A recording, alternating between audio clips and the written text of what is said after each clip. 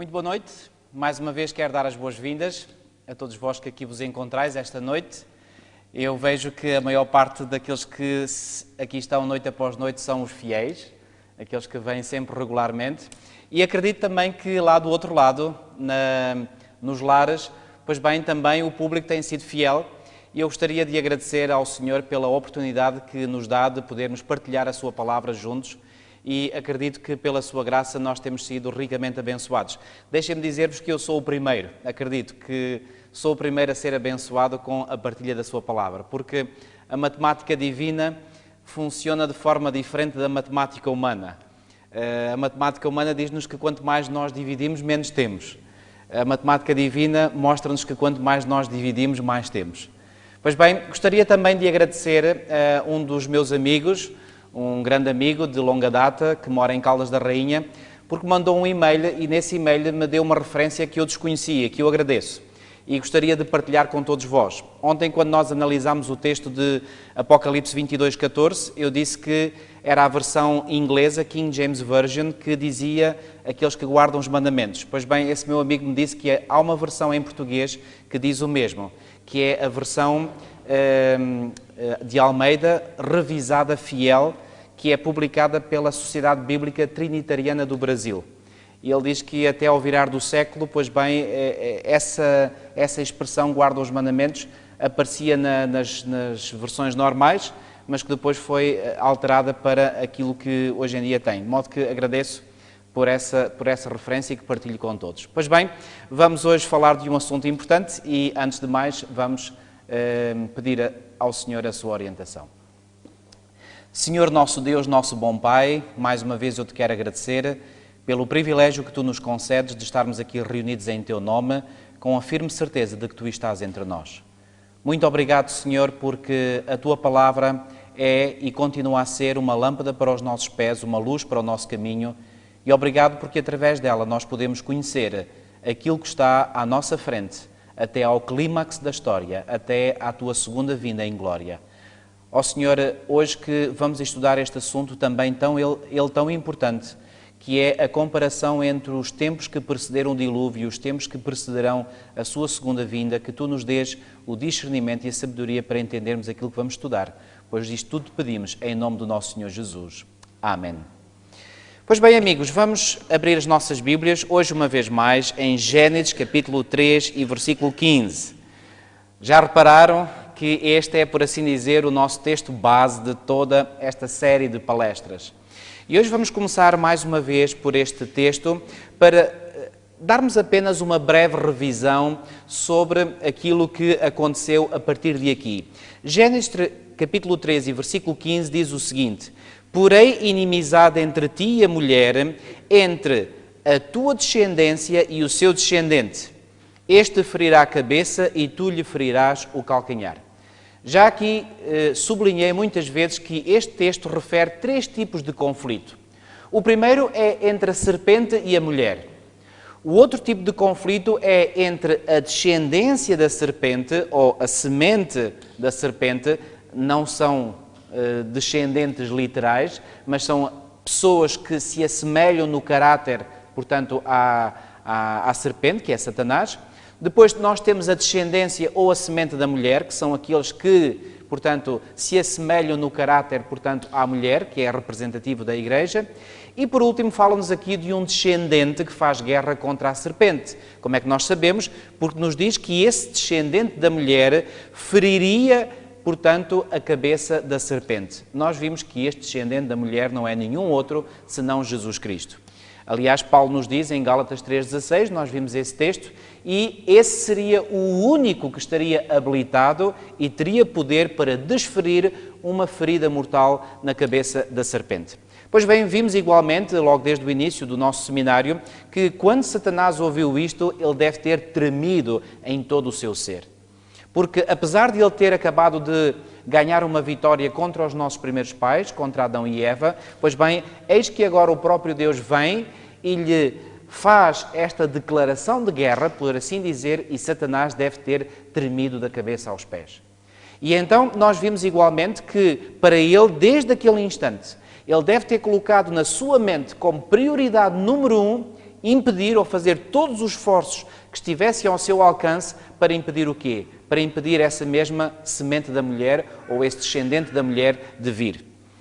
E depois nós vimos igualmente que a primeira história que nós temos deste conflito, aqui profetizado pelo próprio Deus em Gênesis 3,15, nós o encontramos no capítulo seguinte, em Gênesis no capítulo 4, na história de Caim e Abel.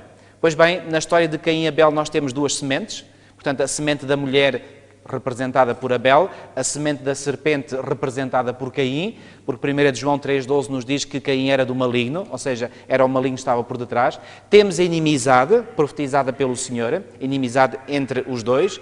Temos uma mulher, que era, portanto, a mulher de ambos, de Caim e de Abel, e vimos que, nesse momento, Caim, que era do maligno, matou Abel, não tanto por aquilo que ele sentia em relação ao irmão, mas seguramente porque foi manipulado por Satanás para matar o seu irmão.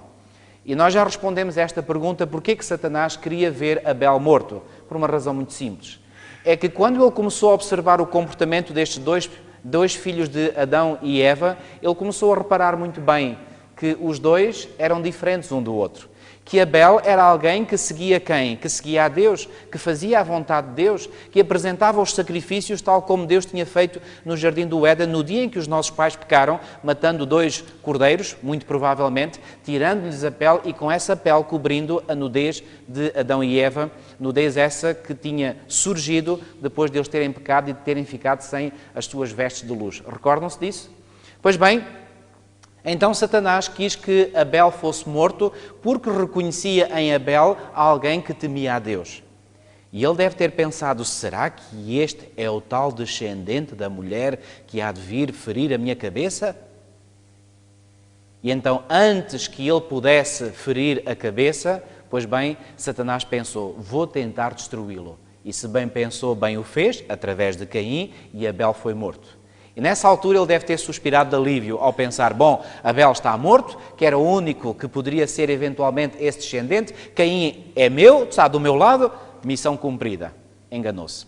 Em Gênesis, no capítulo 4 e no versículo 25, já lemos esse texto, podemos lê-lo novamente, diz assim, tornou Adão a coabitar com a sua mulher e ela deu à luz um filho, a quem pôs o nome de Sete, porque disse ela, Deus me concedeu outro descendente, reparem na expressão, noutras versões bíblicas diz outra semente, outro descendente em lugar de quem? Em lugar de Abel, que Caim matou. A Sete nasceu-lhe também um filho, ao qual pôs o nome de Enos, estou a ler o versículo 26, daí se começou a invocar o nome do Senhor. De onde é que se começou a invocar o nome do Senhor? A partir de Sete, que veio substituir. Bom, nessa altura Satanás deve ter pensado, bom, afinal de contas não era Abel que era o descendente. Eis que agora Deus suscitou um outro descendente no lugar de Abel que eu induzi Caim a matar. E então, Satanás deve ter facilmente compreendido que, afinal de contas, Abel e eventualmente também Sete não seriam o descendente, mas que Deus estava a criar um tipo de descendência, de genealogia, de linhagem santa, através da qual o Messias havia de vir. Ou seja, a semente da mulher.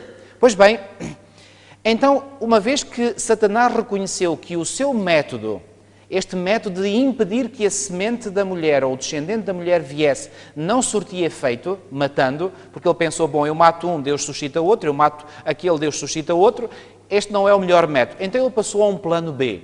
E esse plano B foi tentar corromper, pois bem, essa mesma linhagem santa. E finalmente nós chegamos ao capítulo 6, estou a fazer, portanto, a introdução para o estudo de hoje. Chegamos ao capítulo 6 e nos versículos 1 e 2 nós lemos o seguinte. Como se foram multiplicando os homens na terra, reparem bem, multiplicando os homens na terra, e lhes nasceram filhas, vendo os filhos de Deus que as filhas dos homens eram formosas, tomaram para si mulheres, as que entre todas mais lhes agradaram. A pergunta é, quem são estes filhos de Deus e quem são estas filhas dos homens? Pois bem, já aqui falámos, mas deixem-me mais uma vez rever este conceito fundamental. Pois bem, deixem-me igualmente dizer que, infelizmente, no mundo protestante, evangélico e outras denominações também, há pessoas que acreditam que os filhos de Deus eram anjos. Anjos que vieram dos céus, Outros pensam que seriam anjos diabólicos que tiveram relações sexuais com mulheres humanas.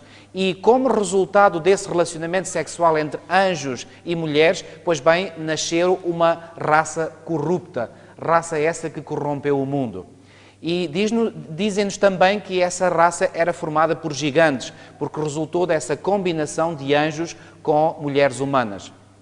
Aliás, no versículo 4 diz assim: ora, naquele tempo havia gigantes na terra. E também depois, reparem bem, quando é que havia os gigantes na terra? Segundo é referido na primeira parte do versículo 4, ainda antes dos filhos de Deus se terem misturado com as filhas dos homens. E depois diz assim: e também depois, quando os filhos de Deus possuíram as filhas dos homens, as quais lhes deram filhos, estes foram valentes varões de renome na antiguidade. Então, este texto claramente nos diz que os gigantes não surgiram só ou não existiram só depois dos filhos de Deus se terem misturado com as filhas dos homens. Já existiam antes. Então, isso deita por terra o argumento de que eram anjos. Aliás, o próprio Deus diz que os anjos não se casam nem se dão em casamento. Bom, quem são então estes filhos de Deus e estas filhas dos homens? Deixem-me começar por dizer hoje que a maior parte dos reformadores protestantes, Martinho Lutero, João Calvino, todos eles acreditaram que os filhos de Deus eram os descendentes de Sete mencionados no capítulo 5 de Gênesis. E que as filhas dos homens eram, portanto, os descendentes do sexo feminino, dos descendentes de Caim, mencionados no capítulo 4. E realmente o contexto imediato destas passagens mostra isso mesmo, que essa é a explicação mais coerente. Aliás, temos igualmente o contexto um pouco mais alargado, nomeadamente do livro de Gênesis, em que nós temos estas duas sementes. A semente da serpente e a semente da mulher. Portanto, os descendentes de Caim são a semente da serpente, a descendência da mulher. Os descendentes de Sete são a semente da... os outros são a descendência da serpente, sim, digo bem. Os descendentes de Sete, são a descendência da mulher, a semente da mulher. Temos no livro de Gênesis, por exemplo, então, a semente da serpente, a semente da mulher. Nós temos Caim e Abel, que, como vimos, eram duas sementes diferentes. Nós temos Isaac e Ismael, nós temos Jacó e Esaú, nós temos, por exemplo, Abraão, por oposição aos construtores da Torre de Babel. Enfim, no livro de Gênesis nós temos, em paralelo, estas duas sementes, estas duas descendências.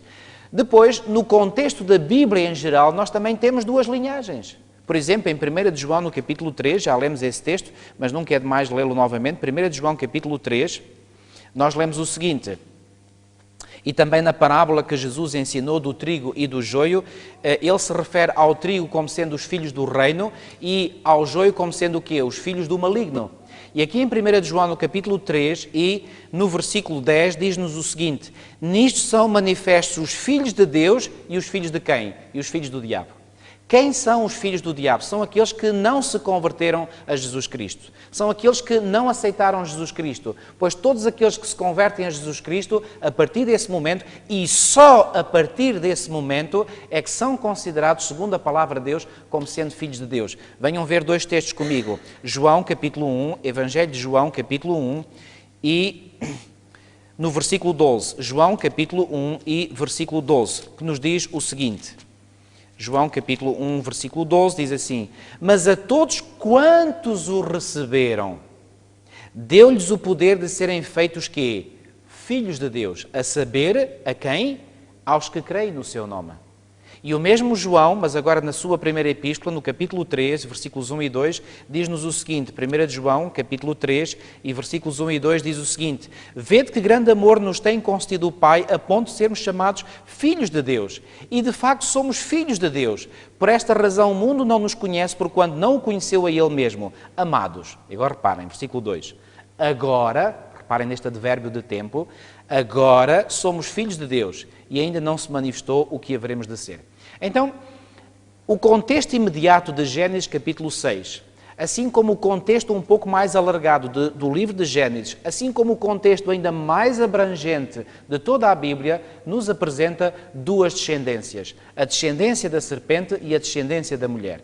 Então, concluindo, segundo o contexto imediato, o contexto mais alargado do livro de Gênesis e o contexto ainda mais maior de toda a Bíblia, assim como o testemunho dos reformadores protestantes, nos levam a concluir que os filhos de Deus eram os descendentes de Sete, mencionados no capítulo 5, e as filhas dos homens eram descendentes de Caim, mencionados no capítulo 4. E quando estas duas linhagens, que permaneceram separadas durante algum tempo, se começaram então a ligar uns com os outros, o resultado foi a corrupção. E eu gostaria que agora vocês pensassem um bocadinho comigo. Quando veio o dilúvio, quantos habitantes, já fiz esta pergunta, mas vou fazê-la novamente. Quantos habitantes acham que viviam neste mundo, precisamente antes do dilúvio? 1000? 10.000? 50.000? Bom, a Bíblia diz-nos que a terra estava cheia de violência. Se a terra estava cheia de violência e os homens eram exatamente aqueles que traziam a violência, o que é que isto pressupõe? Que a terra estava cheia de quê? Estava cheia de habitantes? E vocês perguntarão, mas o que é que isso tem a ver com o nosso estudo? Bom, tem algo muito importante. Porque se a terra estava cheia de habitantes, quando veio o dilúvio e apenas 8 pessoas entraram dentro da arca, isso significa que milhares, podíamos talvez dizer milhões de pessoas ficaram de fora e pereceram com o dilúvio. E que noção é que isto nos dá? Dá-nos a noção de que dos milhões de habitantes que havia neste mundo, apenas 8 se salvaram quando veio o dilúvio. E desses 8 a Bíblia é clara dizendo que apenas Noé era justo e íntegro. Não se refere à família. O que pressupõe, enfim, esta é uma interpretação minha, o que pressupõe que a família, digamos, foi um pouco a reboque de Noé. Noé era justo e íntegro entre os seus contemporâneos, diz-nos o texto bíblico em Gênesis capítulo 6. Já viram?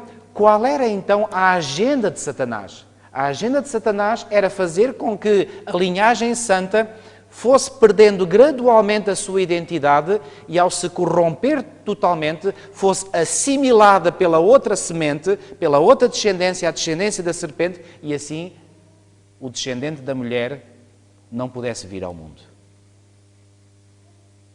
Já viram que quando veio o dilúvio, o mundo estava quase totalmente corrompido? Só 8 pessoas é que se salvaram? Já imaginaram o sucesso evangelístico que Noé teve? Andou a pregar durante 120 anos e quando chegou o momento de ir para dentro da arca, apenas 8 pessoas corresponderam ao apelo e essas 8 pessoas eram da sua própria família? Bom, se hoje houvesse um evangelista ou um pastor que tivesse tanto sucesso quanto Noé teve, ele seria despedido. Mas sabem uma coisa? Deus não vai por números. Deus deu a Noé uma mensagem e Noé cumpriu essa mensagem, cumpriu esse dever. E qual era o dever? O dever era proclamar uma determinada mensagem, uma mensagem específica ao mundo. E Noé fez isso. E por falar em pregar mensagem, sabem que no livro de Gênesis não nos diz que Noé pregou, diz-nos apenas que Noé construiu uma arca. Mas em 2 de Pedro, no capítulo 2, 2 de Pedro, no capítulo 2 e no versículo 5, lemos o seguinte. 2 de Pedro, capítulo 2 e no versículo 5, lemos o seguinte. E não poupou o mundo antigo, mas preservou a Noé, e o que é que diz a seguir? Pregador de quê?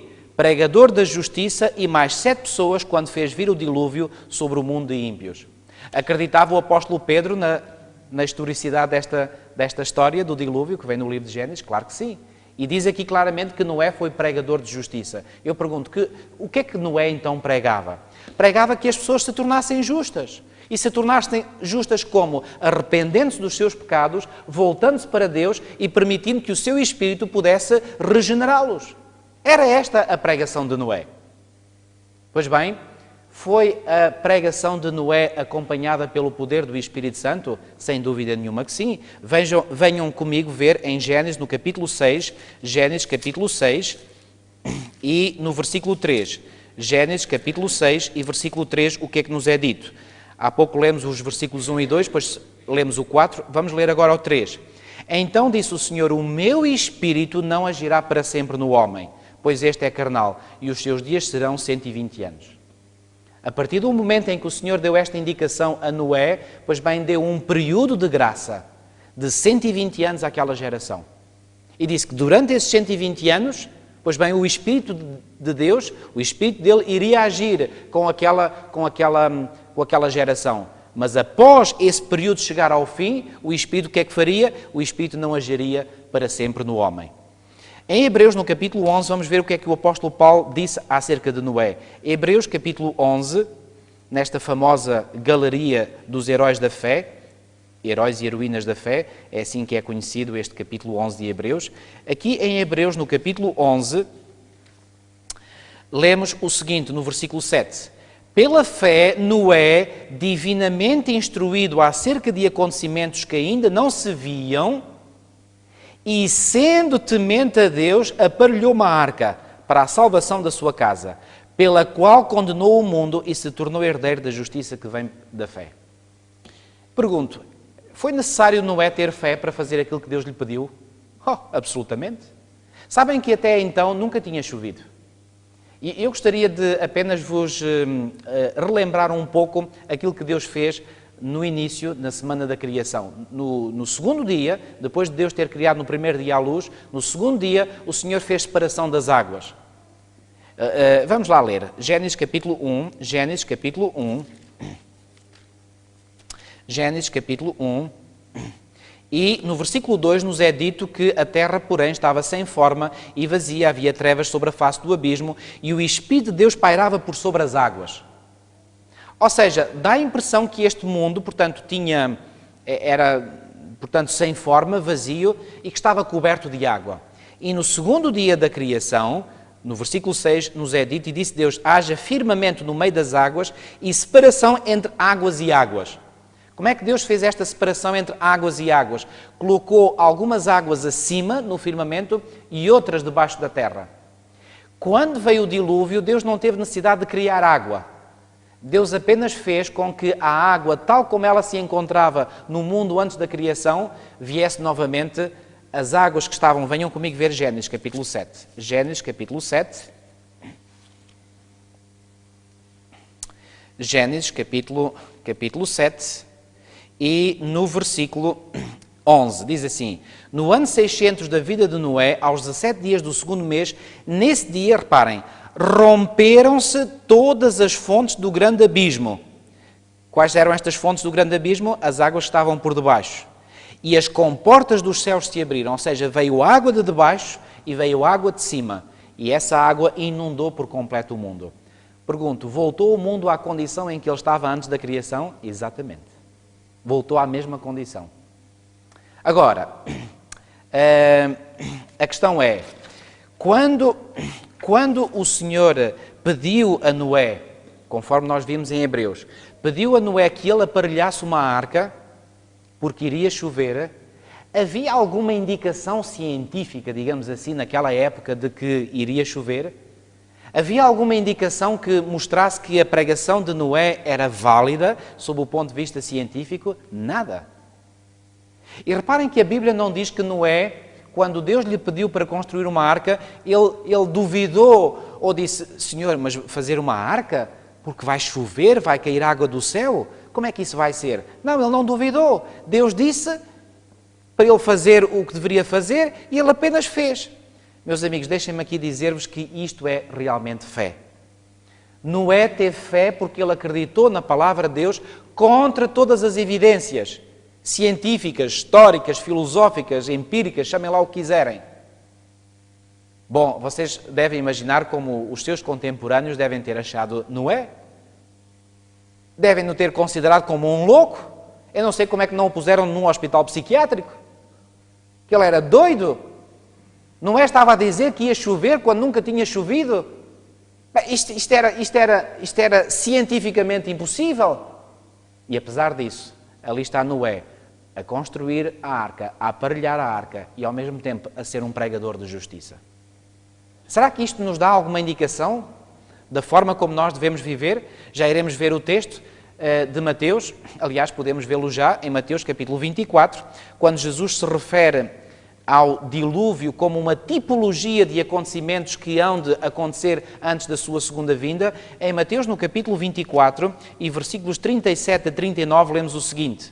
Mateus, capítulo 24, e versículos 37 a 39, diz assim, pois assim como foi nos dias de Noé, também será a vinda do Filho do Homem. Portanto, assim como nos dias anteriores ao dilúvio comiam e bebiam, casavam e davam-se em casamento, até ao dia em que Noé entrou na arca e não perceberam, senão quando veio o dilúvio os levou a todos, assim será também a vinda do Filho do Homem. Nós hoje iremos ver que há muitos mais detalhes que são paralelos entre o tempo de Noé e o tempo da segunda vinda de Cristo do que aquilo que nós imaginamos. Normalmente os únicos paralelos que nós traçamos é que, assim como o mundo era violento antes do dilúvio, o mundo será violento no tempo do fim. É um paralelo correto, atenção. Assim como o Senhor destruiu o mundo no tempo de Noé, assim destruirá o mundo no tempo do fim. Também é verdade, é um paralelo correto. Mas deixem-me dizer-vos hoje uma coisa, e nós iremos ver isso. Há muitos mais paralelos entre o tempo de Noé e o tempo que precede a segunda vinda de Cristo. Mas deixem-me voltar a sublinhar este facto. Noé acreditou pela fé naquilo que Deus lhe disse e naquilo que Deus lhe pediu para fazer. E agora reparem, imaginem, por favor, comigo o seguinte cenário. Depois de Noé ter pregado durante 120 anos àquela geração, vocês perguntarão, como é que então esses milhões de pessoas que habitavam no mundo puderam ouvir um homem só a pregar? Não havia os meios de comunicação social que há hoje? Bom, amigos, eu não sei dar uma resposta concreta a esta pergunta, mas certamente que a palavra de Noé e o facto de ele estar ali a construir um barco num sítio muito longe do mar deve ter chamado a atenção e a palavra certamente ia passando de uns para outros. E ao passar a palavra de uns para outros, movidos mais que não seja pela curiosidade, pessoas que habitavam mais longe terão vindo e, portanto, ele terá pregado os 120 anos não sempre às mesmas pessoas, mas as pessoas iam-se revezando, iam vindo até ali ver a arca, ver aquele espetáculo, o que estava a ser construído, e entretanto ouviam Noé pregar. Penso que poderá ser desta forma que Noé, portanto, pregou para todos os seus contemporâneos nessa altura. E finalmente, pensem comigo, no final desses 120 anos, Noé põe-se à porta da arca e eis que de repente algo muito estranho começa a acontecer. Vindo de todas as partes da terra começam a vir animais, de forma bem ordenada, 2 a 2, em direção à arca. Aves dos céus começam a voar também em direção à arca, 2 a 2. E sabem o que é que isto indica? Que naquele momento as bestas animais tinham mais discernimento e mais sabedoria que os próprios humanos, por quem Deus falava ou para quem Deus falava através do seu Espírito Santo. Ali vinham aqueles animais dirigidos por Deus para entrar na arca. E aliás, não é como a versão de Hollywood, em que se vê Noé e os seus filhos assim com uma vara, a enxutar os animais, para entrar dentro da arca. Nada disso, não. Eles vieram dirigidos por Deus para a arca. Aliás, em Gênesis, no capítulo 7, reparem o que é que a Bíblia nos tem a dizer sobre isso. Gênesis, capítulo 7, e reparem o que diz aqui, Gênesis, capítulo 7, e no versículo 15 diz assim: de toda a carne em que havia fogo de vida, entraram de 2 em 2 para Noé na arca. Ou seja, eles vieram em direção a Noé. Não foi Noé que veio a enxutá-los para eles entrarem dentro da arca. Não, os animais vieram para Noé na arca. E agora, depois de todos estes animais entrarem, aqueles que deviam entrar, porque muitos ficaram de fora, depois de todos estes animais entrarem, eu posso imaginar que Noé, à entrada da arca, faz um último apelo. Por favor, escutem o apelo do Senhor. Entrem para dentro da arca. Vai chover. O mundo vai ser destruído. Devem ter gozado mais uma vez, rido às gargalhadas. E finalmente Noé entra. E aquela porta fecha-se com uma mão invisível. E assim que a porta se fechou, imediatamente começou a chover, certo? Foi isso? Não. O que é que aconteceu? Pois bem, durante 7 dias... desde que a porta se fechou até vir o dilúvio, ali estiveram Noé e a sua família dentro da arca. E o que é que vocês acham que deve ter acontecido durante esse tempo àqueles que ficaram fora? Venham ver em primeiro lugar onde nos é dito essa referência dos 7 dias. No mesmo capítulo 7 onde nós estamos, no capítulo 7, e no versículo 4, Deus faz o anúncio a Noé dizendo: porque daqui a 7 dias farei chover sobre a terra durante 40 dias e 40 noites. E no versículo 10 diz: e aconteceu que depois de 7 dias vieram sobre a terra as águas do dilúvio. Eu pergunto, o que é que acham que terá acontecido com aqueles que ficaram do lado de fora da arca? Vocês podem imaginar. Passa o primeiro dia, passa o segundo dia, passa o terceiro dia, nada de chuva. O céu claro. O sol brilhava. E aquelas pessoas cá fora devem ter começado a gozar, a rir-se ainda mais, a dizer, oh Noé, como é que te sentes aí dentro da arca? Bom, a Bíblia não nos diz isto, mas eu estou a imaginar, oh Noé, como é que te sentes aí dentro da arca com toda essa bicharada? E rir, quarto dia, quinto dia, aquilo era uma festa cá fora. Oh, estão a ver, não era maluco, era doido. Agora o que é que ele está ali a fazer dentro da arca com aqueles animais todos? E eles nem se lembravam que os animais não tinham sido lá colocados lá dentro por Noé. Isso devia-os ter feito pensar que os animais vieram por algo estranho, por algo sobrenatural. Mas nem isso os fazia cair neles. Gozavam, brincavam. Sexto dia, nada. Eu pergunto, o que é que acham que, em contrapartida, viveram aqueles que estavam dentro da arca, ou seja, Noé e a sua família? Acham que foram dias difíceis para eles, esses 7 dias? Acham que esses 7 dias foram uma prova severa para a sua fé? Ai, sem dúvida. Eu estou a imaginar, sobretudo os filhos de Noé e, quem sabe, as suas noras e a sua mulher. Oh, Noé, será que tu ouviste bem o recado que Deus te disse? Será que foi isso mesmo que Ele mandou fazer? Será que não te enganaste na mensagem? E depois de Noé receber talvez estas perguntas da parte dos seus familiares, quem sabe ele próprio já se perguntava, mas será mesmo que eu ouvi bem? Mas depois ele pensava, bom, mas por outro lado os animais vieram, mas isto foi uma indicação de que Deus é que conduziu as coisas, porque não fui eu que fui buscar os animais para dentro da arca. Não, eu não sei, mas se Deus disse que vai haver um dilúvio, vai. Mas ao mesmo tempo a sua fé estava a ser grandemente testada. Já agora sublinho, sabem que isto tem ou vai ter uma correspondência com um tempo que haverá no tempo do fim?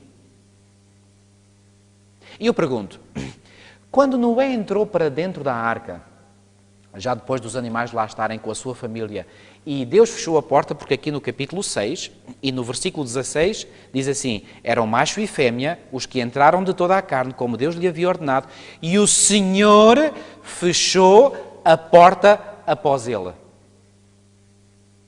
Eu pergunto, quando o Senhor fechou a porta da arca, aqueles que estavam do lado de fora, tiveram eles consciência de que naquele momento estavam perdidos? E porquê que eu digo que estavam perdidos? Porque, reparem, a porta não mais se abriu. E quando finalmente chegou o 7º dia, e já agora deixem-me fazer igualmente uma descrição, quando chegou finalmente o 7º dia, eles então começaram a ver algo estranho. Nuvens. Nunca tinham visto nuvens.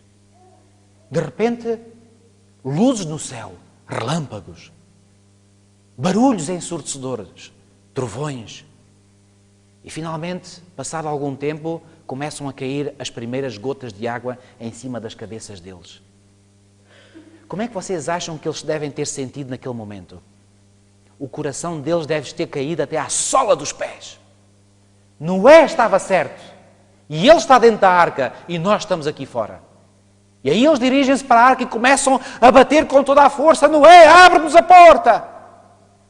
Mas a porta tinha sido fechada pelo Senhor e não havia como abrir. E agora eis que começa a chover cada vez mais, com mais intensidade. E eles começam a ficar aflitos, porque agora começam a compreender que afinal aquilo era a sério. Eu pergunto, tiveram eles consciência de que estavam perdidos quando a porta se fechou e depois se iniciaram aqueles 7 dias? Não. Eles só tomaram consciência de que estavam perdidos quando? Quando a chuva começou a cair?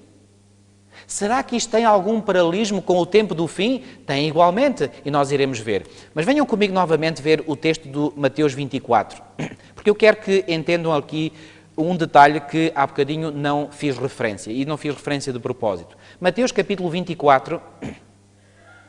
E no versículo 37,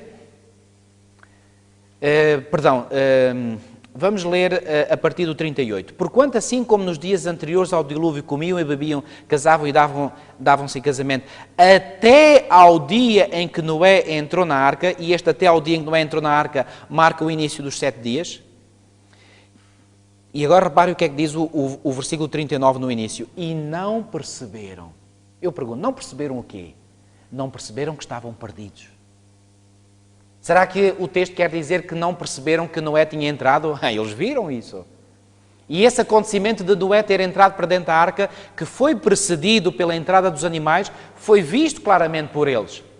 Portanto, eles perceberam isso muito bem. O que eles não perceberam é que naquele momento, pois bem, a oportunidade de salvação para eles tinha terminado. Fechou-se a porta da arca e com o fecho da porta da arca fechou-se o quê? A porta da graça, a porta da salvação para eles. Eu pergunto, no momento em que a porta da arca se fechou, o que é que acham que aconteceu ao Espírito de Deus? Lembram-se do texto de Gênesis 6.3, onde o Senhor disse que o meu Espírito não agirá para sempre no homem, pois este é carnal. O que é que vocês acham que aconteceu ao Espírito de Deus? Continuou ele a tentar convencer aquela geração de antediluvianos, como diz Jesus, do pecado, da justiça e do juízo? Para que continuar a convencê-los? Se a oportunidade para entrar dentro da arca, para se salvarem, estava terminada. Então, naquele momento, quando a porta da arca se fechou, o que é que aconteceu? O Espírito de Deus se retirou e aqueles homens e mulheres estavam perdidos para sempre. Vai haver um tempo, no tempo do fim, em que o mesmo vai acontecer? Exatamente, amigos. E deixem-me começar a estabelecer esse paralelo. Pois bem, houve um período em que a terra estava cheia de violência. E devido a essa corrupção generalizada do ser humano, pois bem, Deus então intentou no seu coração destruir a humanidade. O tempo foi dado um tempo para que finalmente, pois bem, o Espírito de Deus até aí agisse e a partir daí não agisse mais. Eu pergunto, vai ser dado um tempo até ao qual o Senhor vai agir através do seu Espírito e a partir do qual não agirá mais? Por exemplo, a Bíblia nos diz que daquele dia e hora ninguém sabe, mas há alguém que sabe. Quem é que sabe? O Pai sabe. E se o Pai sabe, o que é que isso significa? Que esse dia já está determinado. Nós não sabemos quando será esse dia, mas Deus sabe.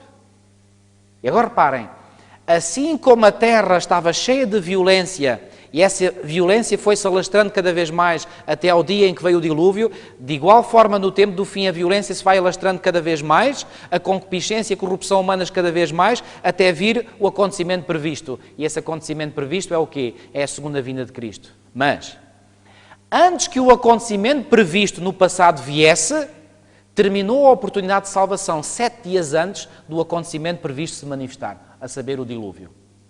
Dar-se-á o caso que no tempo do fim temos um paralelismo semelhante. Antes de vir o acontecimento previsto, ou seja, a segunda vinda de Cristo, vai terminar o tempo de salvação, a oportunidade de salvação, e exatamente, aqui nós temos um paralelismo. E eu pergunto, quando terminar a oportunidade de salvação para aqueles que rejeitaram os apelos de Deus e o Espírito de Deus se retirar, como se retirou no passado, será um tempo de prova para o povo de Deus, como foi um tempo de prova para Noé e para a sua família que estavam dentro da arca? Absolutamente. E a Bíblia chama a esse tempo de prova para os santos um tempo de angústia, qual nunca houve, desde que houve nação. Daniel capítulo 12, versículo 1. Estão a ver aqui outro paralelismo? E depois de começar a vir o dilúvio, eu pergunto, sabem o que é que aconteceu a Satanás? Diz-nos Ellen White no livro Patriarcas e Profetas que Satanás e os seus anjos temeram pela sua própria existência. E pergunto, tinha ele alguém para tentar nessa altura, quando o dilúvio veio? Porquê? Porque todos aqueles que eram dele, onde é que estavam? Estavam mortos. E depois do acontecimento previsto, no final, a segunda vinda de Cristo acontecer, como é que ficará Satanás? Ficará ele com alguém para tentar? Não. Porquê? Porque os ímpios terão sido o quê? Terão sido completamente destruídos. E sabem que a terra vai voltar novamente à situação que era como no início? Há um texto em Jeremias. Jeremias, no capítulo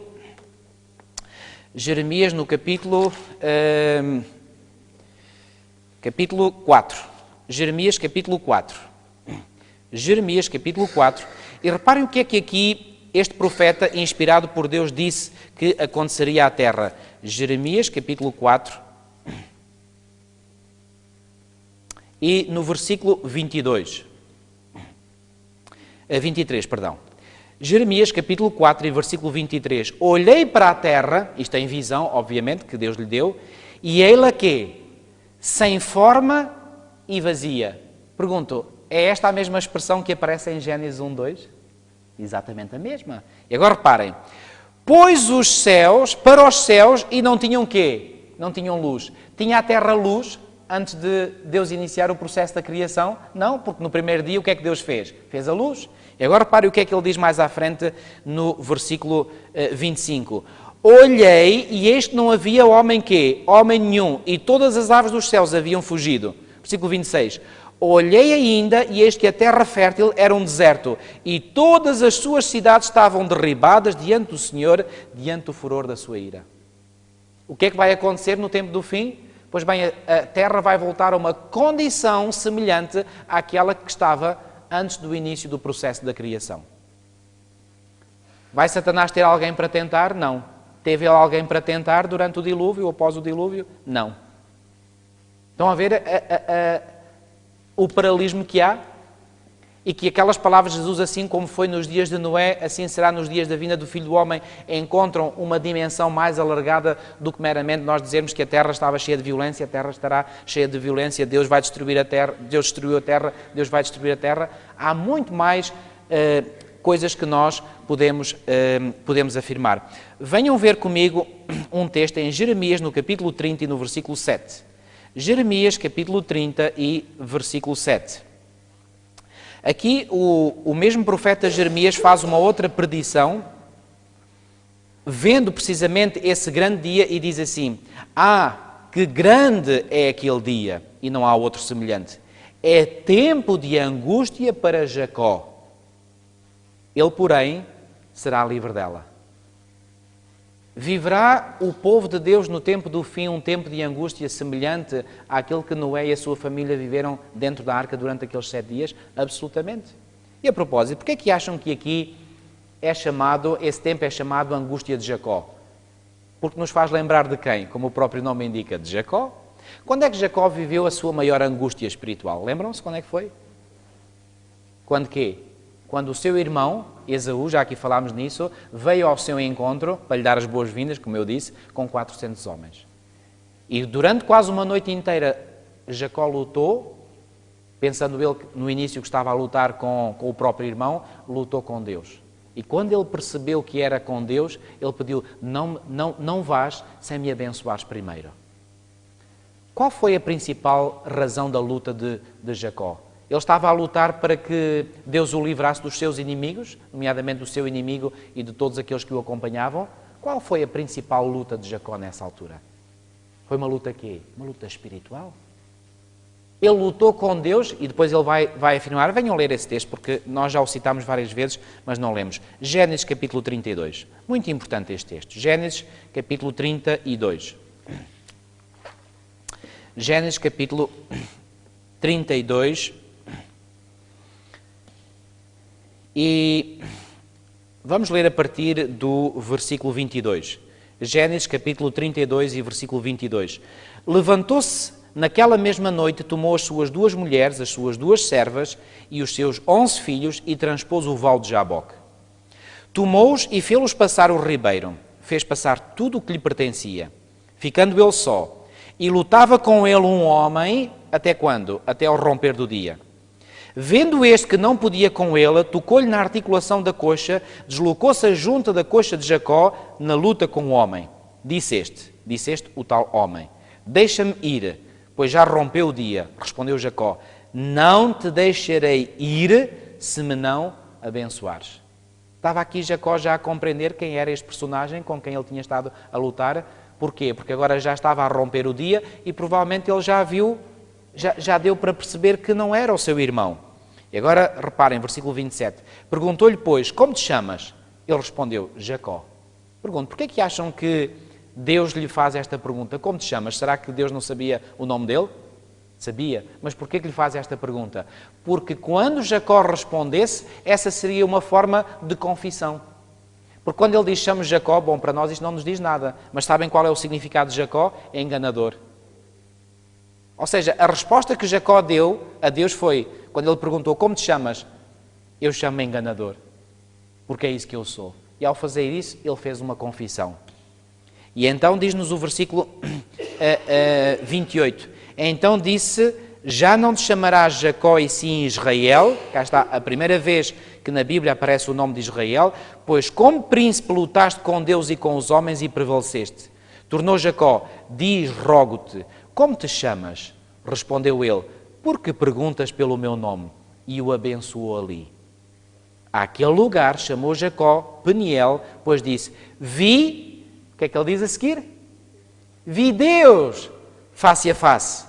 E a minha vida foi quê? Foi salva. Viveu Jacó a experiência da salvação nesta altura? Absolutamente. E qual foi esta luta? Uma luta espiritual para saber se Deus lhe perdoaria os pecados que ele tinha cometido no passado. Porquê que o povo de Deus no tempo do fim irá passar por um tempo de angústia que se chama-se o tempo de angústia de Jacó? Porque sobretudo há de lutar, não tanto, lutar com Deus, não tanto por saber que os seus inimigos os querem matar, como aconteceu a Jacó, mas sobretudo porque lutam com Deus para ter a certeza que os seus pecados foram quê? Foram perdoados. Esta é a angústia de Jacó. Estão a ver o paralelismo? Meus amigos, vamos agora, à medida que caminhamos para a conclusão desta palestra de hoje, ver que lições importantes nós devemos retirar para nós hoje, deste episódio do período da história que precedeu o dilúvio. Reparem que nós vimos que a corrupção generalizada do mundo aconteceu porquê? Porque os filhos de Deus começaram a misturar-se com as filhas dos homens. Quem é que estava por detrás? Certamente Satanás, com uma agenda bem definida na sua mente. E essa agenda era corromper de tal maneira a linhagem santa, que era a linhagem dos descendentes de Sete, que finalmente eles perdessem por completo a sua identidade religiosa e finalmente o Messias não pudesse vir. E dos milhões de pessoas que habitavam neste planeta, pois bem, só 8 não se deixaram totalmente corromper. E mesmo assim, desses 8, pois bem, vamos ver que posteriormente 2 filhos de Noé, pois bem, corromperam-se quase imediatamente após saírem da arca. Foram eles Jafé e Cã. E é interessante, já aqui vos referi, que vão ser dos descendentes, ou é dos descendentes desses 2 filhos de Noé, de Jafé e de Cã, que vão sair os povos que posteriormente vão ser os piores inimigos de Israel. Ao passo que Israel vai descender de quem? De Sem. E é através de Sem, cuja descendência vem no capítulo 11 do livro de Gênesis, que vai-se dar continuidade à linha, à tal linhagem santa de onde viria o Messias. Ou seja, se Deus não tivesse destruído o mundo, finalmente a linhagem santa, o que é que aconteceria a ela? Desapareceria por completo. E assim a semente prometida não viria. Era esse o objetivo de Satanás. Mas Deus interviu. E ao intervir, pois bem, após o dilúvio, o mundo estava limpo dos ímpios. Meus amigos, o que é que vai acontecer no tempo do fim? O Senhor Jesus disse, assim como foi nos dias de Noé, será nos dias da vinda do Filho do Homem. Dar-se-á o caso que o povo de Deus hoje possa correr o mesmo risco de se deixar corromper pela linhagem dos ímpios? Absolutamente, meus amigos. E como é que nós nos podemos deixar corromper? Sabem, Ellen White diz no livro Patriarcas e Profetas que durante um tempo as 2 linhagens permaneceram separadas. Havia uma altura em que os descendentes de Sete habitavam nas planícies. Entretanto, os descendentes de Caim começaram a vir para essas mesmas planícies onde habitavam os descendentes de Sete. Então os descendentes de Sete, para não se corromperem, fugiram para as montanhas, para locais mais inóspitos, para aí poderem viver tranquilamente. E aí, enquanto viveram nas montanhas, pois bem, eles viveram em tranquilidade. Mas a determinada altura, pois bem, eles começaram a ter encontros, esses encontros começaram a desenvolver amizades e começou a haver uma interligação essa que foi crescendo, até chegar ao estado de corrupção generalizado que chegou. Dar-se-á o caso que no tempo do fim é isso mesmo que vai acontecer? Pois bem, meus amigos, a realidade é essa. Se acreditamos nas palavras de Jesus, quando ele disse assim como foi nos dias de Noé, assim será nos dias da vinda do Filho do Homem, então nós acreditamos que vai acontecer o mesmo. Ou seja, quando estiver o Senhor para vir, aliás, ele próprio disse, quando o Filho do Homem vier, porventura achará o quê? Fé na terra? E porquê que a fé estará no nível mais baixo? Porque o mesmo fenómeno que se passou antes do dilúvio, passar-se-á igualmente antes da vinda do Filho do Homem. A linhagem santa, a linhagem dos filhos de Deus, ter-se-á de tal maneira junto com a linhagem dos outros que finalmente se deixaram corromper. E como é que isso se faz? Bom, não é só através de alianças de casamento.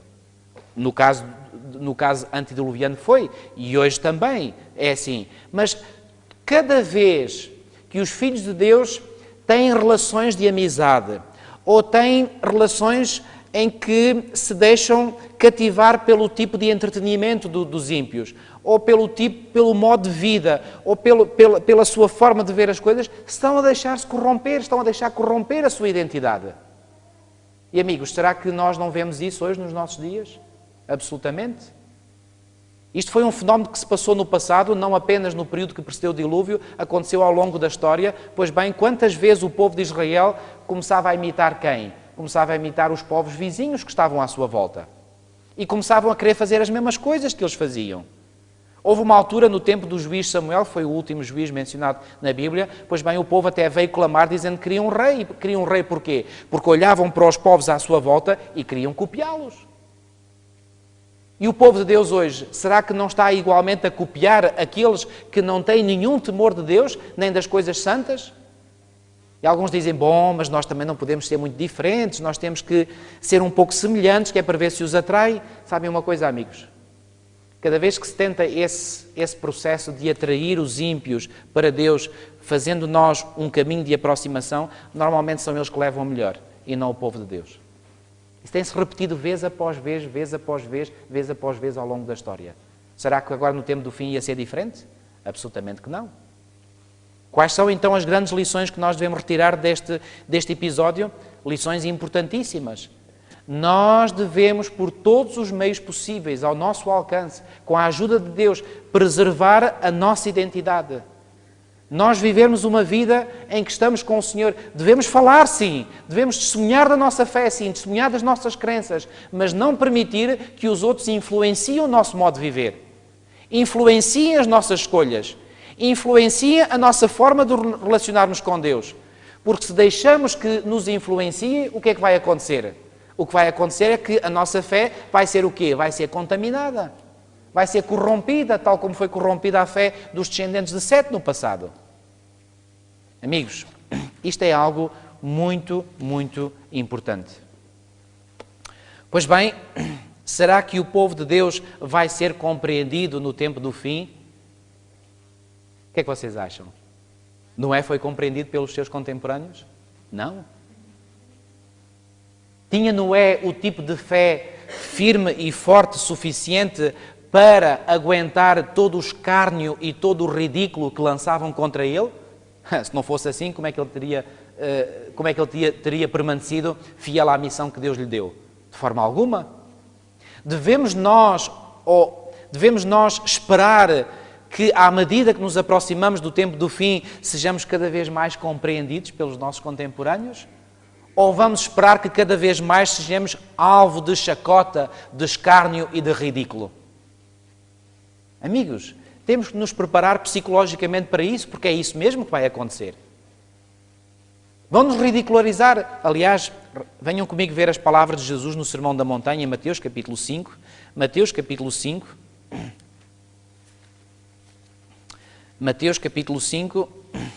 E a propósito, assim como no tempo de Noé era totalmente incrível aquilo que ele estava a dizer, acham que a mensagem que nós devemos apresentar ao mundo, de que o mundo vai ser em breve destruído, a quando da segunda vinda de Jesus, isto faz algum sentido na mente secular dos nossos contemporâneos? Não faz sentido nenhum. Chamam-nos de loucos, de doidos, porque isto não tem nenhuma base científica. Não é científico acreditar na Bíblia. É científico acreditar na evolução. Bom, eu costumo dizer, é preciso ter muito mais fé para acreditar na teoria da evolução do que para acreditar na história da Bíblia. Venham ver então comigo Mateus capítulo 5, versículos 10 a 12. Reparem o que Jesus profetizou que aconteceria com todos aqueles que o seguem. Bem-aventurados os perseguidos por causa da justiça. Era Noé um pregador da justiça, conforme já vimos? Sem dúvida. Era ele perseguido? Bom, talvez fisicamente ou literalmente não, mas psicologicamente sim. Há vários tipos de perseguição, não é só a perseguição literal, física. Bem-aventurados os perseguidos por causa da justiça, porque deles é o reino dos céus. Estará um dia Noé no reino dos céus? Sem dúvida nenhuma que sim. Reparem, versículo 11. Bem-aventurados sois quando por minha causa vos quê? Vos injuriarem. O que é injuriar? É lançar injúrias, lançar mentiras. E vos perseguirem e mentindo disserem todo o mal contra vós. Vocês acham que não devem ter mentido com Noé? Não mentiram um pouco. E agora reparem o que Jesus diz aqui no versículo 12. Regozijai-vos e exultai, porque é grande o vosso galardão nos céus, pois assim perseguiram aos profetas que viveram antes de vós. Foi Noé um profeta? Foi também, porque ele profetizou acerca de um acontecimento que estava para vir no futuro. Foi ele perseguido, foi ele mal compreendido, foi ele injuriado, mentiram contra Noé? Absolutamente. E agora nós vamos esperar coisas diferentes do nosso tempo. Amigos, o tipo de fé que se requer de cada um de nós é um tipo de fé que possa sobreviver, digo bem, sobreviver no meio de toda a calúnia, no meio de toda a mentira, no meio de perseguições, no meio de nos chamarem loucos, de nos quererem pôr numa instituição psiquiátrica, porque nós somos loucos, porque não acreditamos conforme a maioria acredita e acreditamos em mitos, em lendas, em coisas que estão na Bíblia. É isso que vai acontecer. Ou melhor, já está a acontecer. É ou não é verdade? É verdade. Venham ver comigo ainda um texto do apóstolo Paulo. 2 Timóteo, capítulo 3. 2 Timóteo, capítulo 3 e versículo 12. Diz assim: Ora, todos quantos querem viver piedosamente em Cristo Jesus serão quê? Serão perseguidos.